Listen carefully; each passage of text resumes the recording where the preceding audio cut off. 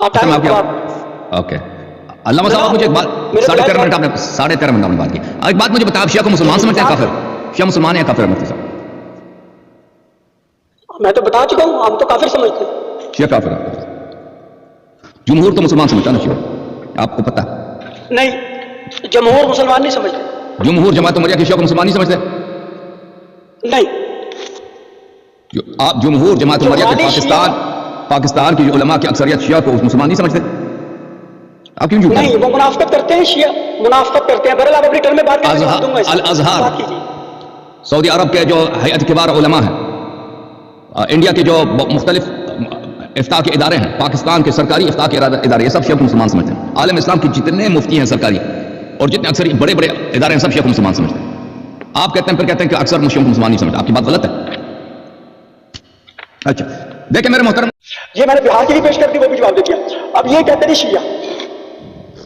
शिया जो बातें आप में आज हैं, आप लोग पाकिस्तान क्यों नहीं आते, या अपने अफगानिस्तान क्यों नहीं जाते, या हिंदुस्तान क्यों नहीं आते? बाहर के मुल्कों में बैठ के बकबक करते हैं लोग, अबू बकर उमर को यहाँ क्यों नहीं करते? यहाँ लेना किसी से फतवा के अबू बकर को जो बंदा मुसलमान नहीं मानता वो काफिर है शिया या नहीं, वो इमामिया शिया काफिर है नहीं। और जो आपके अकायदा इमामों के बारे में, 12 इमामों के बारे में, वो आप तकियतन छुपाते हैं। जब आप इसको जाहिर करेंगे फिर वो लिख के फतवा लें। फतावा रशीदिया में भी कुफर का फतवा है, फतावा दारुल उलूम देवबंद में भी कुफर का फतवा है, फतावा रिजविया में भी कुफर का फतवा है, फतावा सनाइया में भी ऐसे का कुरान में सूरह हुजरात में भी कुफर का फतवा है।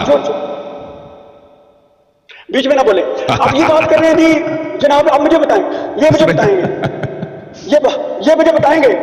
अब ये हदीस नकल कर रहा है अबू बकर है, ये तीनों वस्फ अबू बकर में मौजूद है। कुरान कह रहा है वल्लज़ीना आमनू वहाजरू वजाहदू। जाहदू कब जहाद किया? कब जहाद किया?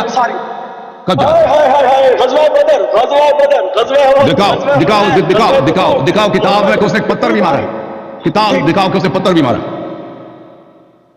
अबू बकर उमर का जहाद साबित करो। ठीक है, अपनी किताब दिखाओ, एक दिखाओ, बड़ी बड़ी एक हदीस दिखाओ कि अबू बकर ने एक काफिर को पत्थर मारा, उसको खराश डाला। पत्थर मारा। अच्छा, इससे पूछो जिहाद की तारीफ क्या है? अब पूछो जिहाद की तारीफ क्या? मैंने खती सबूत, खती दलालत आयत पेश कर दी है।